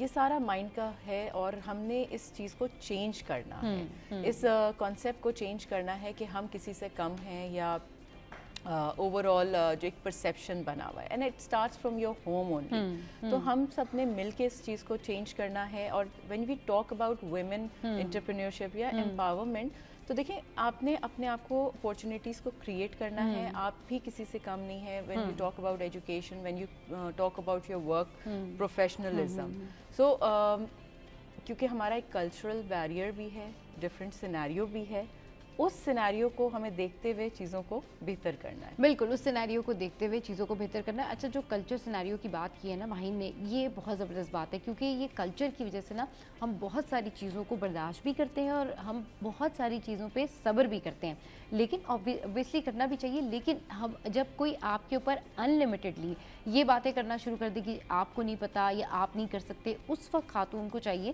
कि वो कम से कम अपनी क्रिएटिविटी, अपना विजन लोगों के सामने रखे और जस्टिफाई करे कि देखिए मेरा विजन ये है या मेरा तरीक़ाकार ये है, या कि मैं प्लेन उड़ा सकती हूँ, मैं ड्राइव कर सकती हूँ, मैं आपसे तेज़ भी भाग सकती हूँ। So what do you think Sania? I think मैं plane उड़ा सकती हूँ. The moment you said it and Mahin laughed, I kind of knew that conversation is going to pick up from here. मैं actually plane उड़ा सकती हूँ.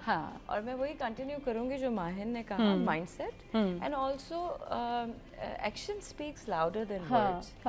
आपकी personality, आपका रख रखाव, आपका काम करने का तरीका ऐसा होना चाहिए कि ये जो आपने कहा कि लोग जिस तरह से आते हैं कि जी आपको नहीं पता, वो वहाँ तक बात ही नहीं आने देना। You have done so much for yourself, so much for society, so much for your house, so much for your children, कि अगले बंदे की तो इतनी मजाल ही नहीं होनी चाहिए कि आगे से आपको ये कहे कि आपको नहीं पता, आपको नहीं पता, कैसे नहीं पता, यहाँ तक आए तो कैसे नहीं पता। This is all I want. अच्छा, ये बात ये होती है ना कि अगर आप एक शॉप पे भी जा रहे हैं, ये अगर आप चलें बहुत आप हाई फाई या बहुत आप टेक्नोलॉजी से रिलेटेड बात नहीं भी करें, अगर आप इसको ना एक नॉर्मल बाज़ार से, एक नॉर्मल मार्केट से स्टार्ट कर दें, जहाँ पे आप बटन ख़रीदने जा रहे हैं, बेले लेने जा रहे हैं या आप कोई और चीज़ लेने जा रहे हैं, वो आपका जोड़ा है, वो आप ही का काम है।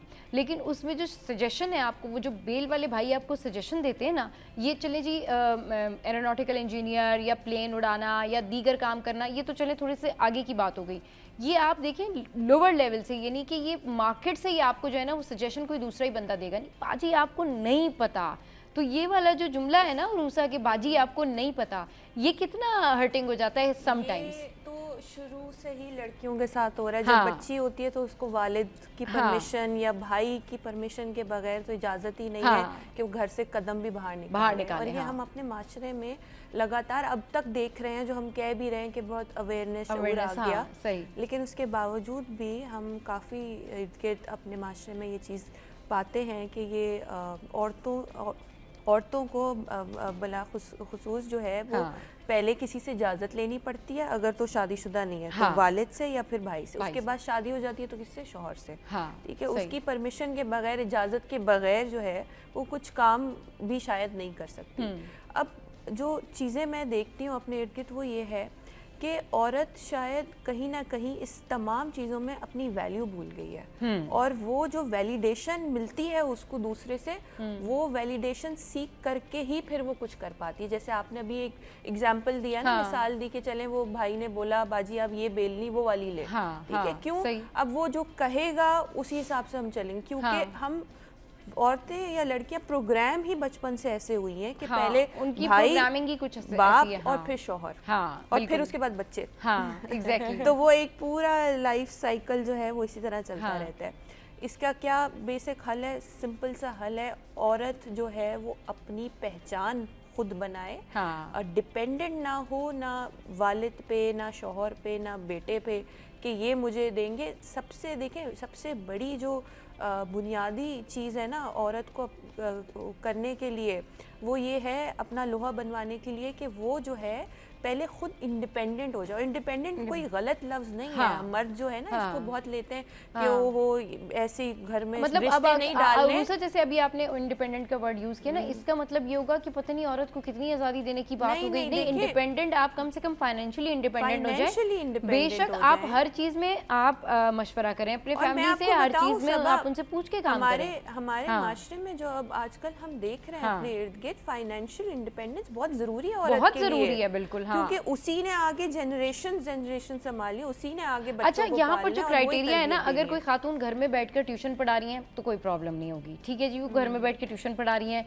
वो घर में बैठ के कोई पार्लर का काम कर लेती तो कोई प्रॉब्लम नहीं हो रही है, वो तब भी तो फाइनेंशियली इंडिपेंडेंट ही हो रही है ना। अगर वो घर में बैठ के ट्यूशन पढ़ा रही है तो पैसे आ रहे हैं तो तब भी वो फाइनेंशियली। लेकिन प्रॉब्लम कब क्रिएट होती है? जब कोई खातून घर से बाहर जाके काम करना शुरू करें, और फिर जब वो बाहर जाके काम करना शुरू करती होती हैं तो फिर उनकी जो वो तमाम तर रूटीन होती है या उनकी तमाम तर बातें जो होती है ना उसको इस तरह से टेकअप किया जाता है कि अच्छा अभी तो ये बाहर काम करने जाती है ना, सबा यहाँ तो मैं ये एक और इशू चीज़ है। ऐड करना चाहूँगी। When we talk about financial freedom, it's not about हमारा परसेप्शन ये है कि अगर मैं कमा रही हूँ घर में बैठ के, जिस तरह आपने कहा, तो फाइनेंशियल फ्रीडम में आगे नहीं। वहाँ बात ये आती है कि क्या उसको राइट है कि वो अपने पैसों को जिस तरह चाहे इस्तेमाल कर सके। बिकॉज फाइनेंशियल फ्रीडम वहाँ होता है कि जहाँ अगर मैंने कुछ इनकम ली या मैंने कुछ कमाया तो I have the complete right कि मैं अपने पैसों को कहाँ खर्च करूँ। बट जब घर में आते हैं तो आप एक्सपेक्ट करती है फैमिली कि आप वो घर में कंट्रीब्यूशन करें, और फिर ये होता है कि भाई तुम इतने पैसे कमाती हो, तुम तो सारे पैसे खर्च कर देती हो, तुम सारे पैसे क्यों नहीं रख। बहुत सारे फैमिलीज में ये इशू होता है कि अगर वहाँ पे फीमेल्स काम कर रही होती हैं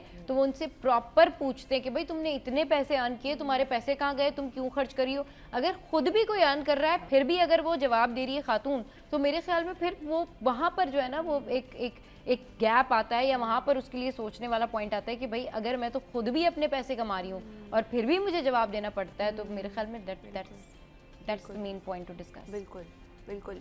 देखिए जैसे ये एक बात कह रही थी ना, उससे मुझे एक बात याद आई, बिकॉज क्योंकि मैं 1-to-1 लेती हूँ, तो मेरे पास ना इसी तरह कपल आए थे। तो उसमें जब जाहिर है आपको पता है इसमें बातें खुलती हैं। हाँ बिल्कुल, वो तो फिर अब उसमें वो पता चला कि शौहर जो है वो जो जो मंथली पॉकेट मनी होती है वो तक नहीं मिलती उसको, सही, और बस पूरे साल का 50,000 रुपये मिलते हैं, उसी में ही जो करना है करो।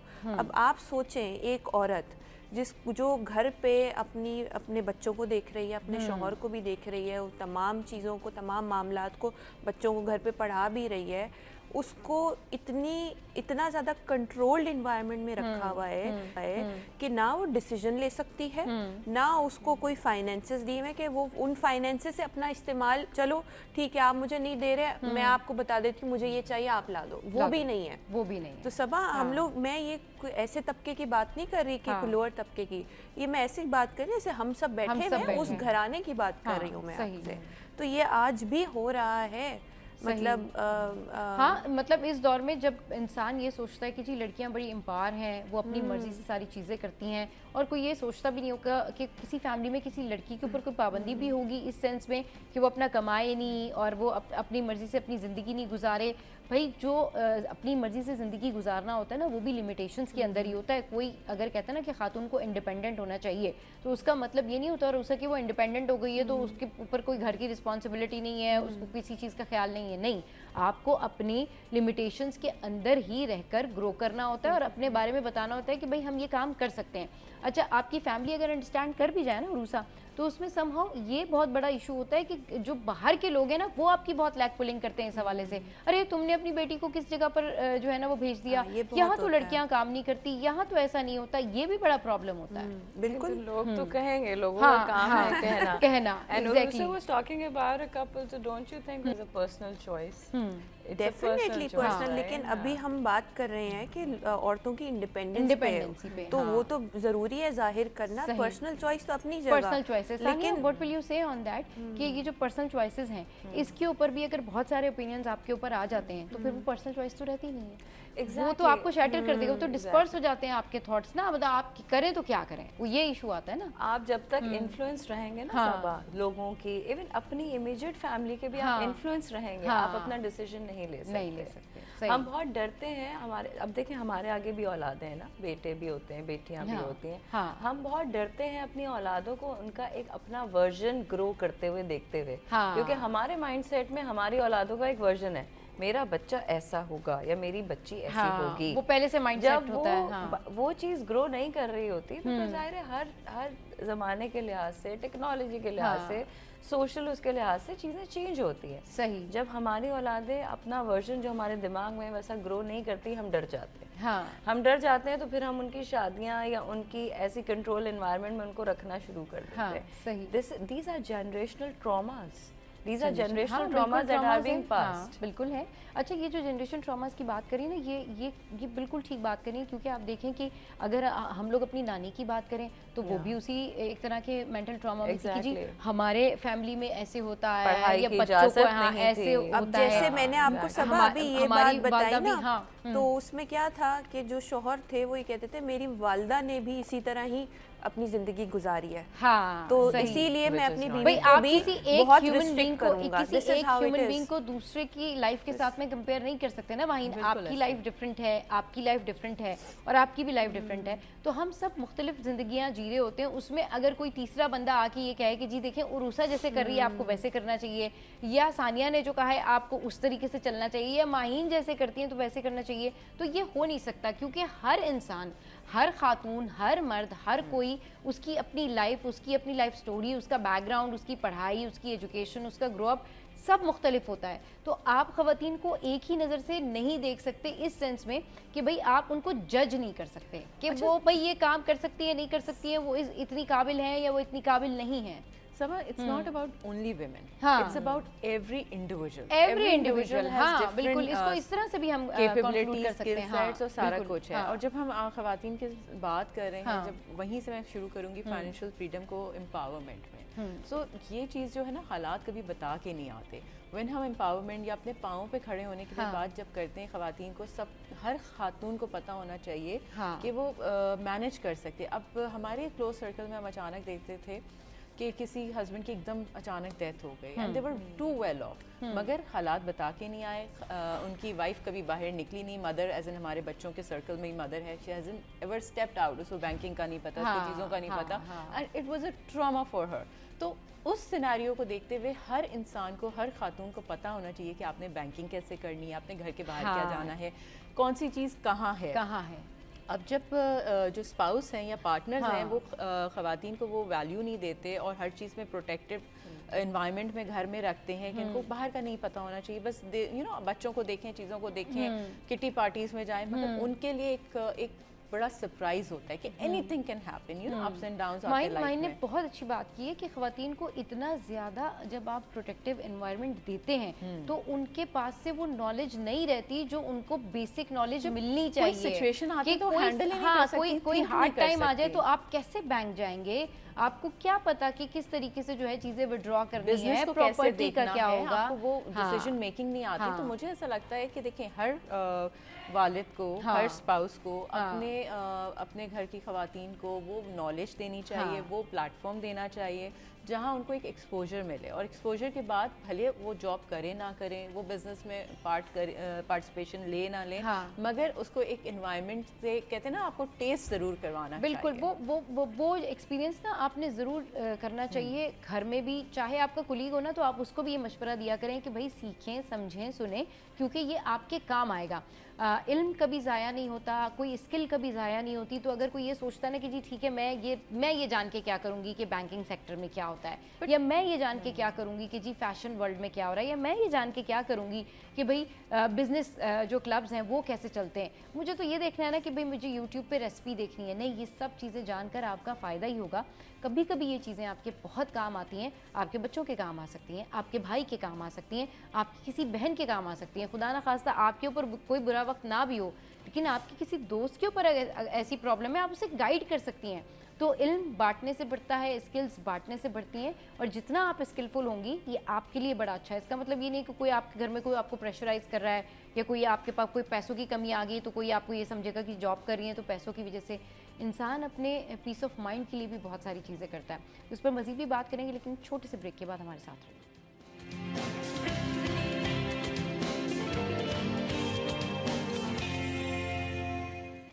Welcome back. तो भाई ख़वातीन की एम्पावरमेंट के हवाले से बात हो रही है कि ख़वातीन जो स्किल सीखती हैं या ख़वातीन जो भी तालीम हासिल करती हैं वो हमेशा उनके काम आती है, उनके घर वालों के काम आती है, उनके बच्चों के काम आती है, उनकी बहनों के भाइयों के काम आती है।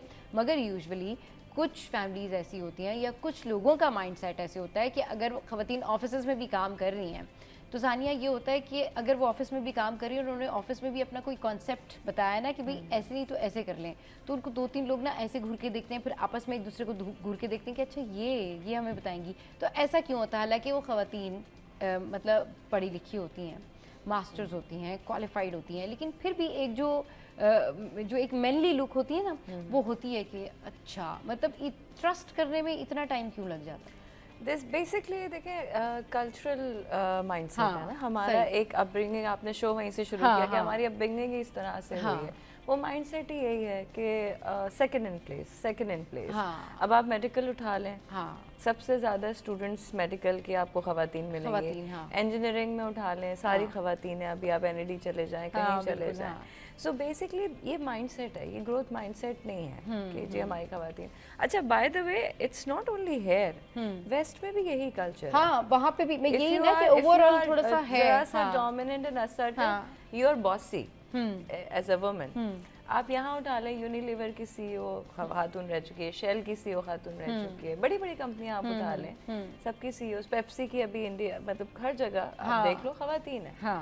तो ये तो बड़ा सिर्फ एक माइंडसेट का इशू है, बाकी इसमें सच्चाई कुछ नहीं है। सही, बिल्कुल। उरूसा, जब एक खातून सर्जन होती हैं और वो सर्जरी कर रही होती हैं या वो OT में होती हैं, OT से बाहर आती हैं, तो लोग उनको बड़ा ट्रस्ट करके पूछते हैं, डॉक्टर साहब आप बताइए क्या है क्या नहीं है। उस वक्त जब लाइफ और डेथ का मामला होता है तब लोग ट्रस्ट कर लेते हैं, लेकिन जब टेक्नोलॉजी में आगे जाने का मामला हो या कोई और ऐसी सर्टिफिकेशन हो तो वहाँ पर जो है ना ख़वातीन की थोड़ी सी वैल्यू को डिग्रेड किया जाता है, थोड़ा सा वहाँ पर नेग्लिजेंस दिखाई जाती है कि जी ये तो खातून है, इनकी राय शामिल नहीं की जा सकती।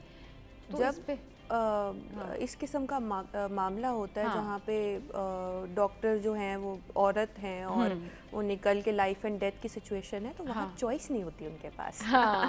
और अगर तो, कोई माइंड ट्रेनर हैं जैसे उरूसा हैं, तो उरूसा के पास ऐसे बहुत सारे मर्द हजरात भी आते हैं जो अपनी प्रॉब्लम्स लेकर आते हैं और वो उनको फिर सजेशन देती हैं। तो ये जो माइंड ट्रेनर्स होते हैं, ये जो डॉक्टर्स होते हैं, ये जो साइकोलॉजिस्ट होती हैं, ये भी तो ख़वातीन होती हैं जिनके पास ये बहुत सारे ऐसे मर्द हजरात होते हैं जो कि इस मुआशरे में जाते हैं और उन्हीं ख़वातीन की सजेशन पर अमल करके वो अपनी ज़िंदगी को बेहतर करते हैं। लेकिन क्या है कि क्राइटेरिया बना दिया है कि अगर इस क्राइटेरिया में खातून है तो नहीं, वो ये कर सकती हैं लेकिन वो ये नहीं कर सकती। हाँ ठीक है कि इमोशनली ख़वातीन वीक होती हैं, लेकिन जहनी तौर पर जो कहना चाहिए ना जहानत के तौर पर तो वीक नहीं होती हैं। बेसिकली हम जो करते हैं ना वो ये करते हैं, हम जेंडर के बेसिस पे वैल्यू डिटरमिन करते हैं। हमारे माशरे में कल्चर में ये है, जेंडर क्या है, अच्छा पहले जेंडर बताओ फिर उसकी वैल्यू बताऊंगा, फिर उसकी वैल्यू, बिल्कुल ठीक है। हालांकि होना क्या चाहिए कि आपकी कैपेबिलिटीज, आपकी स्किल्स, आपका हुनर वो बताना चाहिए कि आपकी वैल्यू क्या है, और आज क्योंकि वर्ल्ड वुमेन्स एंटरप्रेन्योरशिप डे है, तो उसके हवाले से मैं कहना चाहूँगी कि जितनी भी ख़वातीन एक तो यहाँ बैठी हैं और जितने भी हमें देख रहे हैं, उन सब का शुक्रिया कि वो हमारे माशरे में कुछ वैल्यू ऐड कर रही हैं, और वो तमाम औरतें जो हमें देख रही हैं वो उनका भी शुक्रिया कि उन्होंने जो वो घर में कर रही हैं और जो चीज़ें वो कर रही हैं, अपनी वैल्यू को खुद समझिए, खुद अंदाज़ा लगाइए और फिर कुछ ना कुछ घर से शुरू कीजिए ताकि आप भी इस माशरे का हिस्सा बने, ताकि आप भी अपने पैरों पे मज़ीद और खड़ी हुएं और अपने बच्चों को भी मज़ीद ये तालीम दें कि कितना ज़रूरी है कि फाइनेंशियल इंडिपेंडेंस, बिजनेस माइंडसेट होना, या वैसे भी अगर जॉब भी कर रहे हो that is also adding value. मतलब whatever you are doing it's appreciatable. बिल्कुल जितनी भी ख़वातीन जो भी काम करें हमारे प्लेटफॉर्म से भी मैं उनको यही कहूँगी कि आप लोग अपना अपना काम ऐसे ही करते रहिए और बिल्कुल पॉजिटिविटी के साथ आगे बढ़ना ना बड़ा ज़रूरी होता है। अच्छा सानिया, जिस तरह से अभी हम बात कर रहे हैं कि भाई बहुत सारे ख़वातीन को एक्सेप्ट कर लिया जाता है और बहुत सारे ऐसे शोबे होते हैं जहाँ पर ख़वातीन चाहे जितनी भी जीनियस हों उनको वो एक्सेप्ट नहीं करते। वो कहते हैं नहीं ये तो काम, देखिए ये काम आप नहीं कर सकती ना, ये काम आपसे होगा नहीं। मतलब अगर कोई क्रिएटिविटी का काम है, फैशन डिज़ाइनिंग का काम है, वहाँ तक तो ठीक है, लेकिन जब डिस्प्ले की बात आती है तो वो कहते हैं नहीं आपको इतना आइडिया नहीं है, आप इसको अरेंज नहीं कर सकती हैं, आप ये रैम्प शो अरेंज नहीं कर सकती हैं, आप ये नहीं करा सकती। तो ये क्यों डिफरेंस आता है फिर? आई थिंक कपड़े उन्होंने बना लिए लेकिन अरेंजमेंट्स जो है उसके ऊपर फिर सवाल आ जाते हैं कि जी नहीं देखिए ये आप नहीं कर सकती, आपको क्या पता लाइटिंग का, आपको क्या पता रैंप पे कहाँ पे लाइट आनी है, आपको कैसे पता कि कैसी चीज़ ऑर्गेनाइज होगी, ये आप हमें कैसे बता सकती हैं? तो जिसने ड्रेस बनाया है एक्चुअल में तो उसी को पता होगा ना कि लाइट किस जगह पर होनी चाहिए, इसके ऊपर क्या हील्स चलेंगी, क्या चीज़ें चमकनी चाहिए। मतलब एक बात मैं कह रही हूँ, ऑब्वियसली मर्द हो या औरत हो दोनों मिलके, दोनों ज़हीन होते हैं, दोनों जेंडर में किसी किस्म की कोई कमी नहीं होती, लेकिन एक काम के बाद दूसरे काम के लिए ख़वातीन को रिस्ट्रिक्ट कर दिया जाता है कि नहीं ये तो आपने कर लिया लेकिन ये आपको क्या पता। ऐसा है। और हैविंग सेड दैट, जैसे आपने कहा ना कि ये शोबा भी ख़वातीन ने संभाला हुआ है, वो शोबा भी, तो hence proof that it is wrong. इसका कलेक्टिव जवाब देंगे मैं और माहिन। हमने अभी बहुत बड़ा स्टेरियोटाइप तोड़ा है मार्केट में। हम 6-7 साल से एक कॉन्फ्रेंस कर रहे हैं, उसका नाम शेवोल्यूशन है। और उसमें लाइटिंग से लेकर, उसमें ड्रेसिंग से लेकर, उसके इवेंट मैनेजमेंट से लेकर, उसकी वेंडरशिप से लेकर हर चीज में और माइंड मैनेज करते हैं। सही। ब्रेन चाइल्ड इसका है, ब्रांड इसका है shevolution, but we work together. सही। तो we don't get to hear कि आपको पता है और आपको नहीं पता है। तो जैसे आपने कहा ना, मेरा ड्रेस है, मेरी वो है, मेरा शो है, तो this is what she says, मेरा शो है, मुझे पता है, I know I am gonna execute. बिल्कुल, क्योंकि माइंड आप इस पे क्या कहेंगी कि एक सर्टेन लिमिट पे आके आपकी जो जहानत है उसको एक्सेप्ट किया जाता है, लेकिन उसके आगे जब थोड़ा सा आप आगे जाती हैं उस जहानत की, तो वहाँ आपको कहा जाता है कि हेलो एक्सक्यूज मी। अच्छा, वो देखिए वो इसलिए किया जाता है, जो कि हमने एक्सपीरियंस कहते हैं ओवर द इयर्स, वो इन आपकी इनसिक्योरिटी होती है, इंडिविजुअल्स की इनसिक्योरिटी होती है। एंड आई थिंक हम बहुत एक्सट्रीम थोड़ा सा बात कर रहे हैं। It's about not only about men, it's about women too women भी आते हैं। जहां इनसिक्योरिटी आती है, इस पे तो हमने इससे पहले शो किया है कि खवातीन ही खवातीन की भी दुश्मन होती हैं। हम उस पे नहीं चाहते ना, हम अगर लिमिटेड उस पे रखें तो इट्स अबाउट कि इनसिक्योरिटी जब आती है तो आप इस तरह के नेगेटिव पॉइंट्स या टैगलाइंस लेकर आते हैं। मगर अब अगर हम बात करें, जिस तरह सनिया ने बताया कि this complete conference was from women for women था, and it's a women platform for entrepreneurs platform, जहां हम एंटरप्रेन्योर्स को उनको एक ट्रस्ट एंड वो डेवलपमेंट देते हैं, कॉन्फिडेंस डेवलपमेंट देते हैं कि they can do lot of things अपने कंफर्ट जोन से बाहर जाके, एंड उनको वो अचीवमेंट्स का they can feel those achievements what they have done. तो इस उस पे जब हम बात करते हैं ना, देखिए हर किसी में एक अपनी इनर एक राय भी होती है, कैपेबिलिटीज भी होती है, मगर व्हेन वी टॉक अबाउट, हम कहते हैं ना expert, leave it to the expert also. हम अपनी राय जरूर देते हैं, हम अपनी डायरेक्शन जरूर देते हैं, but then we take the expert opinion. So we not saying कि हर चीज़ के हम मास्टर बन जाएं। बिल्कुल माहिन जो ये कह रही है ना, हम लोगों का ये कहना नहीं होता कि हम हर चीज़ के मास्टर हैं, लेकिन हर चीज़ में भी हम पीछे नहीं होते। तो हर कोई हर चीज़ में परफेक्ट नहीं हो सकता, इसीलिए सबको मिलजुल के चलना चाहिए। चलिए जी, शो का टाइम जो है वो एंड अप हो गया है, और माहिन, उरूसा और सानिया हमारे शो पर मौजूद थे। आप तीनों का बेहद शुक्रिया। अपना ख्याल रखिए और देखते रहिए, पसंद करते रहिए। Keep watching सीरियट।